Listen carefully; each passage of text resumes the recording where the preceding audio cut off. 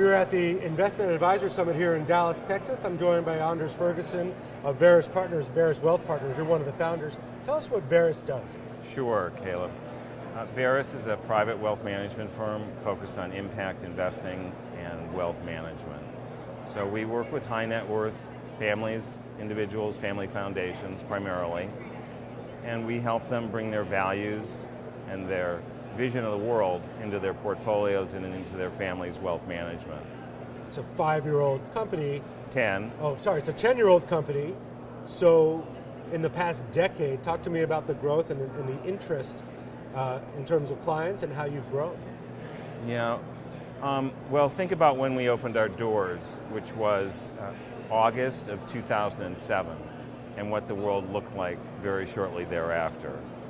So we opened our doors with about $300 million in assets, and we'll close this year at about $1 billion, which, you know, it's a lot of money for us, but it is the financial and banking and world. We basically, we lost 3 or 4 years in the early years because institutions needed to keep moving and investing. Individuals were, really frozen. But since the last 5 or 6 years, it has really changed. We grow between 15 and 25% a year. Our clients bring more wealth to us than they did 10 years ago, and they're younger. They are like some of these ideas that have come across here. We have a lot of women that are our clients. We have a growing number of millennials, all of which is great. We have a growing number of social entrepreneurs, companies that, several of them being companies that you would know. So it's not just all kind of an inheritor thing. Sure. Well, the demographics, and I've heard that a lot in this conference, and we know it in general with wealth transfer, they're changing, and younger investors, female investors are more interested, it seems, in sustainable investing, impact investing. It's simply easier for them. Sally Krawcheck, she summarized it extremely well in a meeting with us a couple of years ago, and she said, look, the guys fight over some basis points, and women are thinking about their kids and the next generation. Those few basis points just don't really add up, and they're not going to the golf course in the same way to swap their same stock. So I think they really, our clients want performance, okay? So this isn't a trade-off, unless our client chooses a trade-off. This isn't necessarily a trade-off, but it's just, they don't get stuck on that first thing, like does it perform, heard it performs worse, whatever. They just kind of move through that in how can I see myself in my portfolio? And I think that's part of what this is about. So how have you been able to break through that notion that companies that do right perform worse? Because there's been plenty of studies that they actually do better longer term. But how do you get that through to your clients and your partners?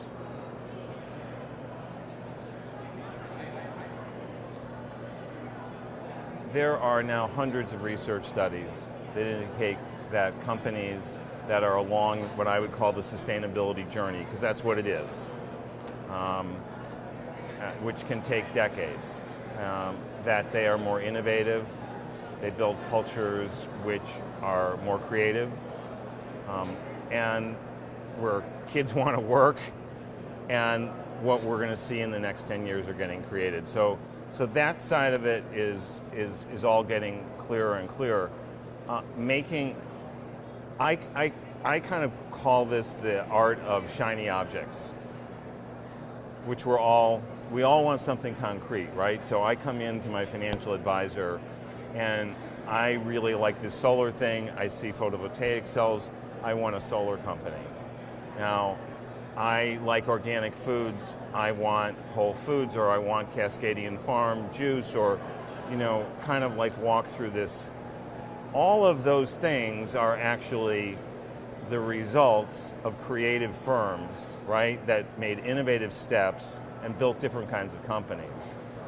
And I think that's part of, we're going to see this over the next 10 or 15 years. We're going to start understanding much more clearly how this business, the strategic business path of sustainability creates better outcomes, it creates places that people want to work, and it creates better value and profits for all the stakeholders and shareholders. And what's going to be exciting about that is then that's going to directly tie into impact and sustainable investing, which, you asked earlier, what do we see as the difference in the marketplace? Well, we were talking about 5% perhaps of US assets, and now we're pushing 20. Now, granted, that's a big, murky pool in certain ways, but it's the same set of criteria that are evaluating things.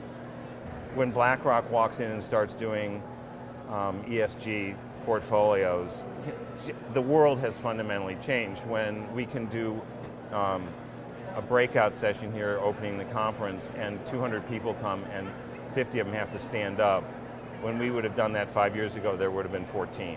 So, and I'm told that you guys say that impact is the number one word that spins around, your wheel of knowledge. So it has really changed. But I do think, for me, I think that the place where this is going to finally take off is when this direct link between business performance and investing all of a sudden gets settled into people's minds. And people can see better companies, they can see the results that they want of the kind of products and services that come out of them, and then they can tie that back to their financial performance in their portfolios. A lot of it goes with the word holistic, which I'm hearing a lot at this conference, and I'm hearing a lot in general. Yeah. And especially as it relates to financial advisors, I know you're not one, but they have to treat their clients holistically. It's not just beating the benchmark. It's just not just beating last year's returns or beating the S&P 500. Right. It is about the portfolio you want to own that makes you feel right across all types of dimensions. Right. Exactly. You're a former agriculture. You have a background in agriculture. Yeah. So a lot of the companies that are into this space now are in the agriculture world. But how have you been able to take your expertise there into what you do today? Well, you use the word holistic, right? You think about when I entered the world of organic agriculture some 50 years ago. No one thought that would become anything. Watching something grow and all the aspects that go into making a new field like that grow, it's not a lot different. And then building a whole industry out of it, building a manufacturing center. Walmart is the largest retailer of organic foods in America. I mean, I remember fighting for shelf space in grocery stores in New York City. So I think those lessons of seeing these new sectors emerge, get nurtured, good people innovating with values, and entering the marketplace, I think that serves us really well. I will say, for me, and why I joined in founding a company of which I didn't really know much about the financial services industry. I knew a lot about the field, but not about being a financial advisor. The one key mover for me was working with, you interviewed Diedrich a little while ago, working with another firm that's no longer in existence right now, but they were doing what Sustainalytics does. But it was the first company that actually took that research and they used it not to decide who's good or who's bad or what's ethical or unethical. All that was fine, and they're not being pejorative, but what they were using in it was a test of management, right? If you could manage these more complex social, environmental, and governance questions, there's a high likelihood you had to be better management, right? And you would get better results. It was a kind of complex but simple idea. But from my mind, coming out of a world of business, it just made all the sense in the world. And at that point, I was doing a lot of work with a lot of very high net worth social entrepreneurs and business people. And it was really clear in that world that the traditional kind of socially responsible SRI investing approaches. While they actually did work, Caleb, I mean, there's no data that says they didn't work, even though 10 years ago everybody here would have kind of poo-pooed them. They did kind of work. It was hard for business people to really understand how you could take a basket of stocks, screen some stuff out because it did bad things, and have it work. But when they could start seeing what I talked about earlier, the interconnection between the sustainable business practices and investing,